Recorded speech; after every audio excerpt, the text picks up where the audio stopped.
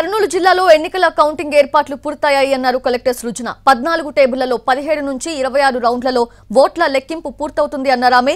Counting కేంద్రాల వద్ద 144 section అమలులో ఉంటుందని తెలిపారు. అవసరమైతే జిల్లా అంతటా 144 సెక్షన్ అమలు చేస్తామన్నారు కలెక్టర్. తొలి ఫలితం మంత్రాలయం, చివరి ఫలితం పాణ్యం నియోజకవర్గం నుంచి వచ్చే అవకాశం ఉంది అంటున్న కలెక్టర్ సృజనతో మా reporter Chandrasekhar face to face ఇప్పుడు చూద్దాం. జిల్లాలో 8 అసెంబ్లీ నియోజకవర్గాలకు సంబంధించి ఓట్ల లెక్కింపు ఏర్పాట్లు పూర్తయ్యాయి. ఈ విషయాలపై మాట్లాడడానికి మనతో జిల్లా కలెక్టర్ సృజన ఉన్నారు. ఆమెతో మాట్లాడే ప్రయత్నిద్దాం. మేడం చెప్పండి, ఏర్పాట్లు ఎంతవరకు? కౌంటింగ్ కోసము చేయాల్సిన ఫిజికల్ ఏర్పాట్లన్నీ కూడా కంప్లీట్ చేసుకోవడం జరిగిందండి. అంటే కౌంటింగ్ హాల్లో మేము పెట్టుకోవాల్సిన ఫర్నిచర్తో పాటు, స్టేషనరీతో పాటు ఇంటర్నెట్, సీసీ కెమెరాలు, బ్యారికేడింగ్లు అన్నీ కూడా కంప్లీట్ చేసుకోవడం జరిగింది. కౌంటింగ్ లొకేషన్లో కూడా చేయాల్సిన barricading plan, security plan, mobile deposit counters, so basically ఒక కౌంటింగ్ సెంటర్లో చేయవలసిన ఫిజికల్ ఏర్పాట్లు ఏవైతే ఉంటాయో వాటన్నిటిని కూడా పూర్తి స్థాయిలో కంప్లీట్ చేసుకుని కౌంటింగ్ చేయడానికి రెడీగా ఉన్నామండి. కౌంటింగ్ సిబ్బందిని కూడా ఐడెంటిఫై చేసుకోవడం జరిగింది. వాళ్ళందరికీ కూడా ఒక దఫా ట్రైనింగ్ ఇవ్వడం జరిగింది. ఇంకో రానున్న రోజుల్లో ఇంకో దఫా ట్రైనింగ్ ఇచ్చి సిబ్బందిని కూడా పూర్తి స్థాయిలో తయారు చేస్తామండి. జిల్లాలో కనిష్టంగా ఎన్ని రౌండ్లలో పూర్తవుతుంది, గరిష్టంగా ఎన్ని రౌండ్లు పడుతుంది? తొలి ఫలితం ఏ నియోజకవర్గం వచ్చే అవకాశం ఉంది, చివరి ఫలితం ఏ నియోజకవర్గం వచ్చే అవకాశం?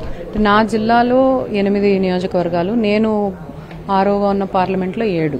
సో పార్లమెంట్ వరకు వస్తే అందరికంటే తక్కువ రౌండ్లు మంత్రాలయం అండి, 17 రౌండ్స్లో అయిపోతుంది.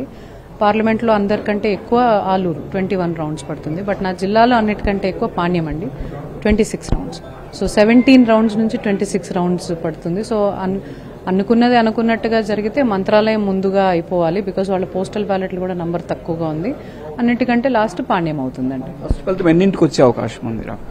That I can't say. Everything is ideal గా జరుగుతోంది, టైమింగ్ ప్రకారమే జరుగుతుంది, మధ్యలో బ్రేకేజ్ లేదు, ఎటువంటి అభ్యంతరాలు లేవు, ఎవరు ఊరికూరికే మళ్ళీ రీకౌంటింగ్ అని అడగలేదు అనుకుంటే మంత్రాలయం సుమారుగా 6-6:30కి సర్టిఫికేట్ ఇచ్చే స్టేజ్కి రావాలి. మరి అలా ప్లాన్ చేస్తున్నాం.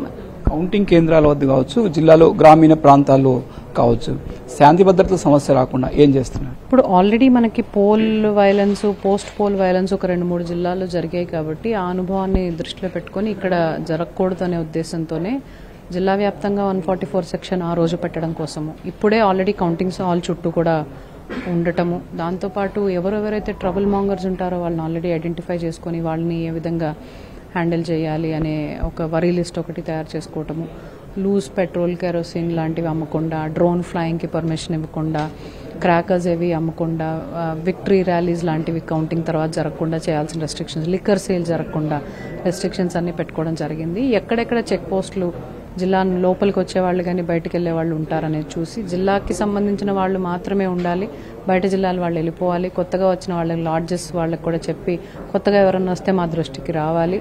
సో అనేది ఏర్పాట్లు ఉండటంతో పాటు ఎక్స్ట్రా పోలీస్ బలగాలు ఎక్కడెక్కడ ఉండాలి, కౌంటింగ్ సెంటర్లో ఎంతమంది ఉండాలి, మండల్ హెడ్ క్వార్టర్స్లో ఎంతమంది ఉండాలి, క్విక్ రెస్పాన్సెస్ టీమ్స్ ఎంతమంది ఉండాలి, ఇలాంటివన్నీ కూడా సెక్యూరిటీ ప్లాన్ ఇన్ డీటెయిల్డ్గా వర్కౌట్ చేయడం జరిగిందండి. ఏదన్నా సందర్భంలో వైలెన్స్ కానీ ఎరప్ట్ అయితే ఏ విధంగా హ్యాండిల్ చేయాలని ఒక మాక్ డ్రిల్ కూడా చేసుకోవడం జరిగింది. So largely we are planned for any unforeseen situation అండి. పోస్ట్ కౌంటింగ్ వైలెన్స్ లేకుండా పొలిటికల్ పార్టీస్ కావచ్చు, ప్రజలకు కావచ్చు, ఏం చెప్పాలనుకుంటున్నారు? మేము క్యాండిడేట్స్కి, పొలిటికల్ పార్టీస్కి కూడా చెప్పామండి. ఏజెంట్స్ని పంపించే వాళ్ళని కొంచెం బాధ్యతగా ఉండే వాళ్ళని రూల్స్ మీద పూర్తి అవగాహన ఇచ్చి పంపించండి అని చెప్పి, తర్వాత ప్రజలందరినీ కూడా అవసరమైతే తప్ప బయటకు రాకుండా, ఆ రోజు కౌంటింగ్ కాబట్టి 144 ఉంటుంది కాబట్టి అనవసరమైన పనులు తగ్గించుకొని జాగ్రత్తగా ఉండమని చెప్పి, అండ్ క్యాండిడేట్స్ అందరికీ కూడా it's a democratic process, we have to deliver democracy. So దాన్ని గౌరవించి, అది ఎవరు పర్సనల్గా తీసుకోకుండా డెమోక్రసీని గౌరవించమని చెప్పి కోరుకుంటూ, ఎవరు కూడా రిజల్ట్ ఏ విధంగా వచ్చినా కానీ ఎమోషన్స్కి వెళ్లకుండా డెమోక్రసీని గౌరవించమని కోరుకుంటాం. కౌంటింగ్ ఏర్పాట్లన్నీ పూర్తయ్యాయి. జిల్లాలో ఎక్కడ ఎలాంటి అవాంఛనీయ సంఘటనలు జరగకుండా ఇప్పటికే అన్ని చర్యలు తీసుకున్నాము. రాజకీయ పార్టీలు కూడా అందుకు సహకరించాలి. తొలి ఫలితం మంత్రాలయం వచ్చే అవకాశం ఉంది, చివరి ఫలితం పాణ్యం నియోజకవర్గం నుంచి ఫలితం వచ్చే అవకాశం ఉంది అంటున్నారు కలెక్టర్ సృజన. కెమెరామెన్ మధుతో చంద్రశేఖర్, ఎన్టీవీ, కర్నూలు.